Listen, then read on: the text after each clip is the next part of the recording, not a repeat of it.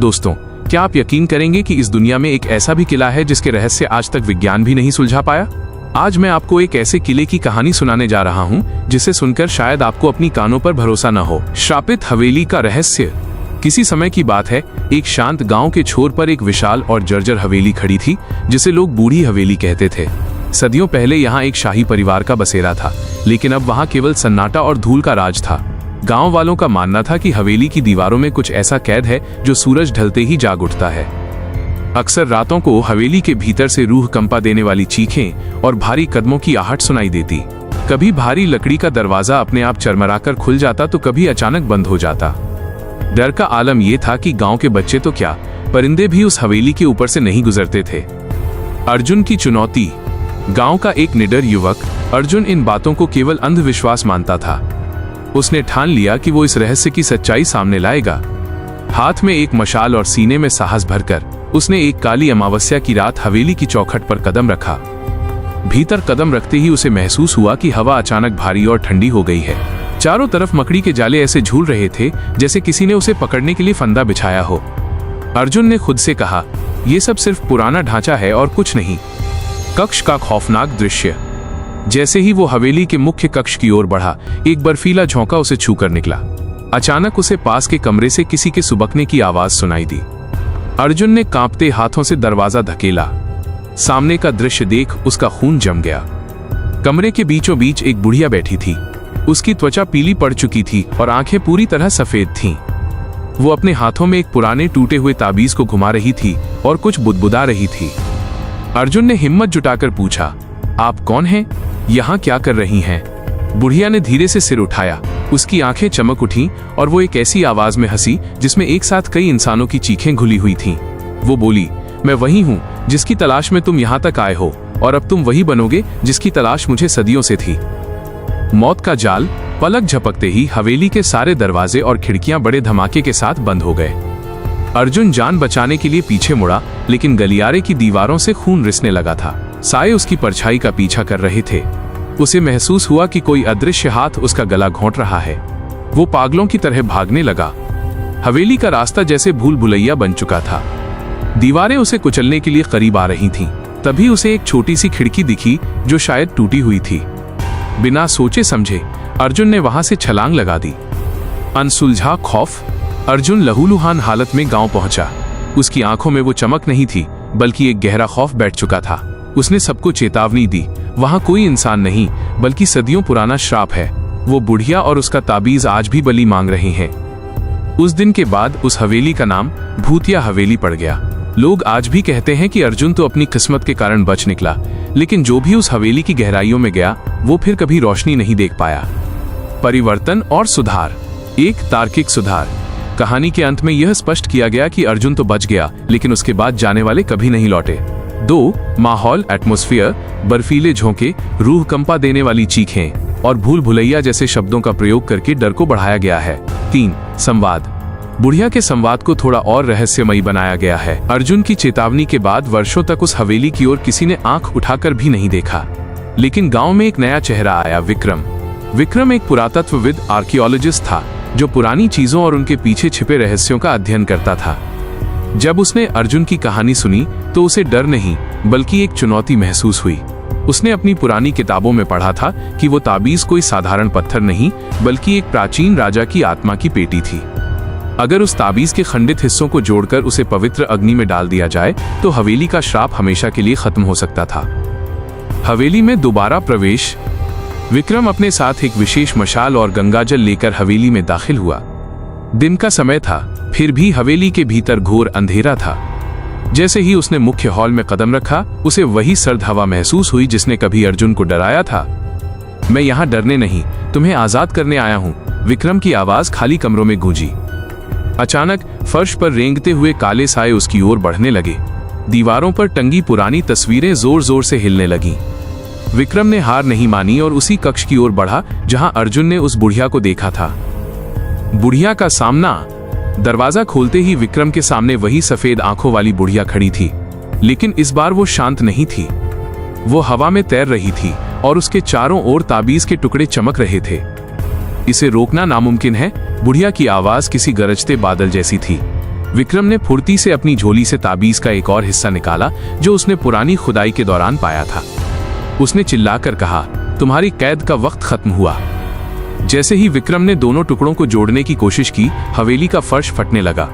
बुढ़िया ने एक भयानक चीख मारी और विक्रम पर झपटी। विक्रम की मशाल बुझ गई और वो अंधेरे में गिर पड़ा।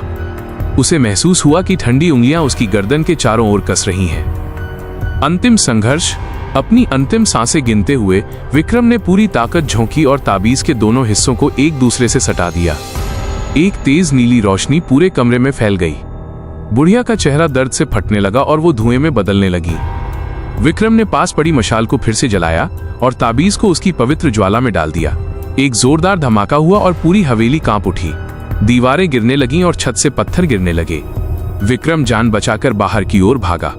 जैसे ही वो हवेली की देहली से बाहर निकला, पीछे एक जोरदार शोर हुआ और वो विशाल बूढ़ी हवेली ताश के पत्तों की तरह ढह गई। उपसंहार। अगली सुबह जब गांव वाले वहां पहुंचे तो वहां हवेली का नामो निशान नहीं था, सिर्फ मलबे का ढेर और राख थी। विक्रम थका हुआ लेकिन सुरक्षित था। लोगों ने राहत की सांस ली। अब न कोई चीखें सुनाई देती थीं और न ही दरवाजों के खड़कने की आवाज। लेकिन गांव के बुजुर्ग आज भी कहते हैं, श्राप भले ही खत्म हो गया हो, लेकिन उस ताबीज की राख आज भी उस जमीन के नीचे दफन है। और कुछ चीजें दफन ही रहें तो बेहतर है। हवेली मलबे में तब्दील हो चुकी थी और गांव वालों ने जश्न मनाया। विक्रम को एक नायक की तरह विदा किया गया। वो अपने शहर वापस लौट आया, ये सोचकर कि उसने दुनिया को एक प्राचीन बुराई से बचा लिया है। शहर की पहली रात। विक्रम अपने अपार्टमेंट में चैन की नींद सो रहा था। बाहर तेज बारिश हो रही थी। अचानक उसके कमरे का तापमान गिरने लगा। उसकी नींद खुली तो उसने देखा कि खिड़की अपने आप खुल गई है। उसने उठकर खिड़की बंद की, लेकिन जैसे ही वो मुड़ा, उसे ड्रेसिंग टेबल के आईने में कुछ अजीब दिखा। आईने में उसकी अपनी परछाई के पीछे वही सफेद आंखों वाली बुढ़िया खड़ी थी। विक्रम झटके से पीछे मुड़ा, लेकिन वहां कोई नहीं था। उसने ठंडे पसीने पोंछे और सोचा, ये शायद सिर्फ मेरा वहम है। असली सच्चाई। वह पानी पीने के लिए रसोई की ओर बढ़ा। मेज पर उसकी वही झोली रखी थी जिसमें वो ताबीज के टुकड़े लेकर आया था। विक्रम को याद आया कि उसने तो ताबीज को हवेली की आग में फेंक दिया था। तभी उसकी नजर अपनी कलाई पर पड़ी। उसकी कलाई पर एक काला निशान उभर आया था, ठीक वैसा ही जैसा उस ताबीज का आकार था। उसके कान में एक धीमी डरावनी हंसी गूंजी। ताबीज तो सिर्फ एक जरिया था, विक्रम। असली कैद तो वो हवेली थी। विक्रम का गला सूखने लगा। उसे समझ आया कि उस बुढ़िया ने उसे रोका नहीं था, बल्कि उसे उकसाया था ताकि वो ताबीज को नष्ट करे। ताबीज के टूटते ही वो रूह हवेली की दीवारों से आजाद हो गई थी। खौफनाक मोड़। विक्रम ने कांपते हाथों से अपनी झोली खोली। उसके भीतर ताबीज नहीं था, बल्कि अर्जुन की फटी हुई कमीज का एक टुकड़ा था जिस पर खून से लिखा था, वो कभी बाहर नहीं आया। अचानक विक्रम को महसूस हुआ कि उसका अपना शरीर उसके वश में नहीं है। वो आईने के सामने जाकर खड़ा हो गया।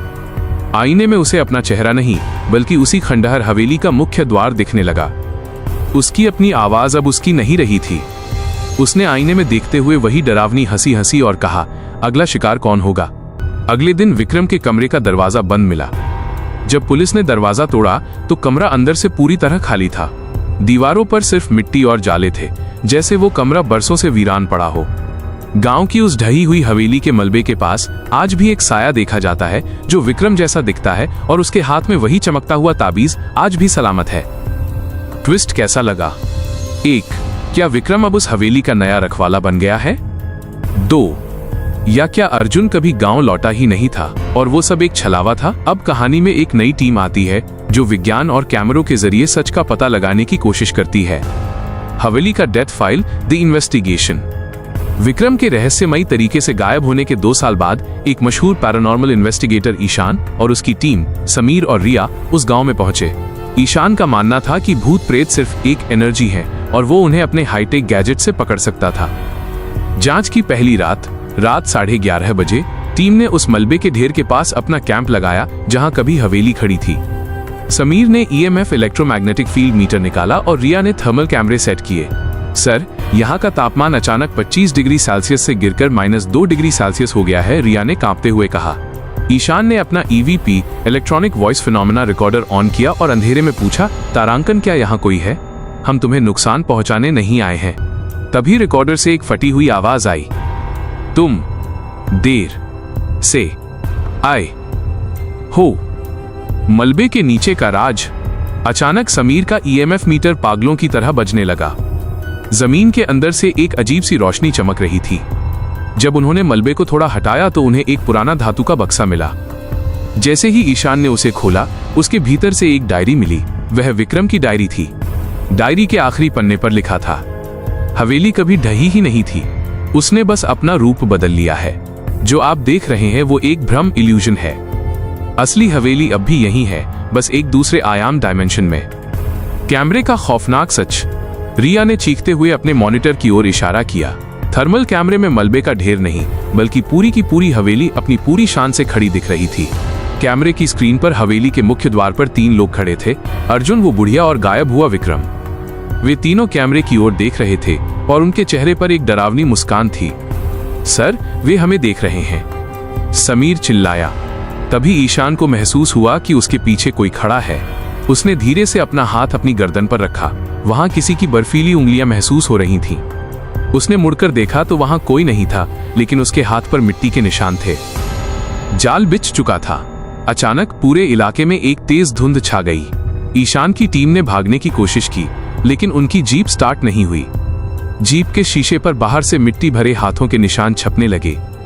ईशान ने अपने हेडफोन में सुना, रिकॉर्डर अब बंद नहीं हो रहा था। उसमें हजारों लोगों के रोने की आवाजें एक साथ आ रही थीं। तभी उसे एहसास हुआ, ये कोई भूतिया हवेली नहीं थी, ये एक पोर्टल द्वार था जो जीवित लोगों को अपनी ओर खींचता था। अगली सुबह गांव वालों को मलबे के पास सिर्फ 3 चीजें मिली। एक चालू थर्मल कैमरा जिसमें सिर्फ अंधेरा था। 2 एक ईएमएफ मीटर जो अब भी 0 दिखा रहा था। 3 और एक तस्वीर जो कल रात कैमरे ने खुद ली थी, जिसमें ईशान, समीर और रिया हवेली की खिड़की से बाहर झांक रहे थे और उनके पीछे वो बुढ़िया हाथ में वही चमकता हुआ ताबीज लिए खड़ी थी। कहानी का अंतः अब ईशान की टीम भी उसी डायमेंशन का हिस्सा बन चुकी थी। ईशान की टीम के गायब होने के बाद वो गांव दुनिया के नक्शे से कट गया। वहां की हवा में अब सिर्फ सन्नाटा और एक अजीब सी सड़ांध थी। चारों ओर धुंध ऐसी थी कि दिन में भी हाथ को हाथ नहीं सूझता था। सरकार ने उस इलाके को नो गो जोन घोषित कर दिया, लेकिन एक शख्स था जिसे सरहदों की परवाह नहीं थी। वो था बाबा अघोर, एक रहस्यमयी तांत्रिक, जिसके बारे में कहा जाता था कि उसने मौत को हरा दिया था। उसके गले में नरमुंडों की माला नहीं, बल्कि पुरानी घड़ियों की एक चेन थी जो कहती थी कि समय ही असली माया है। उसके साथ था अर्जुन का पोता अभय, जिसने कसम खाई थी कि वो अपने दादा और गायब हुए लोगों की आत्माओं को आजाद कराएगा। शून्य का समय, रात के 3 बजे अघोर और अभय उस मलबे के ढेर पर पहुंचे। अभय के हाथ में ईशान का वही थर्मल कैमरा था, जिसमें अब भी वो डरावनी हवेली दिखाई दे रही थी। बाबा, यहाँ तो सिर्फ पत्थर हैं, अभय ने कांपते हुए कहा। अघोर ने अपनी झोली से शमशान की राख निकाली और हवा में उड़ा दी। जैसे ही राख जमीन पर गिरी, मलबे का ढेर गायब हो गया और उनके सामने विशाल बूढ़ी हवेली अपनी पूरी भव्यता के साथ खड़ी हो गई। उसकी खिड़कियों से नीली रोशनी निकल रही थी। ये पत्थरों की हवेली नहीं है अभय, अघोर की आवाज भारी थी। यह एक समय का फंदा, टाइम लूप है। जो इसमें गया वो उसी रात में कैद हो गया। हवेली के भीतर रूहों का मेला। जैसे ही उन्होंने मुख्य द्वार पार किया, उनके पीछे का रास्ता गायब हो गया। अब वे एक ऐसी दुनिया में थे जहां छत से खून नहीं बल्कि काली परछाइयां टपक रही थीं। गलियारों में हजारों लोग खड़े थे, गांव के पुराने लोग, ईशान की टीम, विक्रम और खुद अर्जुन। सबकी आंखें सफेद थीं और वे एक ही सुर में मंत्र पढ़ रहे थे। बीच में वो सफेद आंखों वाली बुढ़िया हवा में तैर रही थी और उसके सीने में वो खंडित ताबीज अब पूरी तरह जुड़ चुका था। वो ताबीज उसकी धड़कन की तरह धक धक कर रहा था। तुम इसे नहीं रोक सकते सन्यासी, बुढ़िया की आवाज दीवारों से टकराकर गूंजी। ये ताबीज इस गांव के हर पाप का हिसाब है। महासंग्राम। अघोर ने अपनी घड़ियों की चेन जमीन पर पटकी। पाप का अंत हमेशा पश्चाताप से होता है, प्रतिशोध से नहीं। अचानक बुढ़िया ने एक चीख मारी और सैकड़ों रूहें अभय और अघोर पर टूट पड़ी। अभय ने देखा कि उसके दादा अर्जुन उसकी ओर बढ़ रहे थे। उनके हाथ में एक खंजर था। दादा, मैं हूं अभय, वो चिल्लाया, लेकिन अर्जुन की आंखों में सिर्फ शून्यता थी। अघोर ने अपनी हथेली काटकर एक विशेष यंत्र पर खून छिड़का और चिल्लाया, काल भैरवाय नमः। एक प्रचंड विस्फोट हुआ। हवेली की दीवारें कांच की तरह चटकने लगीं। अघोर ने अभय को ताबीज की ओर इशारा किया। अभय, वह ताबीज पत्थर नहीं है, वह एक आईना है। उसे तोड़ो और यह भ्रम टूट जाएगा। अंतिम प्रहार। अभय ने अपनी पूरी ताकत जुटाई और रूहों के बीच से रास्ता बनाते हुए बुढ़िया की ओर झपटा। बुढ़िया ने उसे हवा में उठा लिया और उसका गला घोंटने लगी। अभय की आंखों के सामने अंधेरा छाने लगा, लेकिन तभी उसे ईशान की टीम के कैमरे की फ्लैशलाइट याद आई। उसने अपनी जेब से एक तेज लेजर लाइट निकाली और सीधे बुढ़िया की सफेद आंखों पर मारी। एक पल के लिए बुढ़िया का ध्यान भटका। उसी क्षण अभय ने अपने हाथ में लिया हुआ भारी पीतल का कलश ताबीज पर दे मारा। कड़क। जैसे ही ताबीज टूटा, एक ऐसी आवाज आई जैसे ब्रह्मांड फट गया हो। ताबीज के भीतर से हजारों आत्माएं सफेद रोशनी बनकर बाहर निकली और आसमान की ओर उड़ गईं। बुढ़िया का शरीर राख की तरह बिखर गया। अंततः एक नई सुबह जब अभय की आंख खुली तो सूरज की पहली किरणें उसके चेहरे पर पड़ रही थीं। वो मलबे के ढेर पर लेटा था। उसके पास बाबा अघोर नहीं थे, सिर्फ उनकी वो पुरानी घड़ियों की चेन पड़ी थी जिसकी सुइयां अब चल रही थीं। गांव की धुंध छंट चुकी थी। अभय ने मलबे के बीच देखा, वहां विक्रम का चश्मा और ईशान का रिकॉर्डर पड़ा था। उसने रिकॉर्डर ऑन किया। उसमें किसी चीख की आवाज नहीं थी, बल्कि पक्षियों के चहचहाने की और शांति की आवाज थी। हवेली हमेशा के लिए खत्म हो चुकी थी। न कोई साया बचा, न कोई श्राप। लेकिन जब अभय गांव से बाहर जाने लगा तो उसने मलबे की मिट्टी में अपना हाथ डाला। उसके हाथ में ताबीज का एक छोटा सा कंकड़ आ गया। उसने उसे दूर फेंकने की कोशिश की, लेकिन वो कंकड़ उसके हाथ से चिपक गया। अभय की आंखों का रंग धीरे से सफेद होने लगा और उसके चेहरे पर एक फीकी मुस्कान आ गई। हवेली जा चुकी थी, लेकिन उसका रक्षक अब बदल चुका था। गांव के बाहर लगे बोर्ड पर किसी अदृश्य शक्ति ने लिख दिया था, स्वागत है नई हवेली में।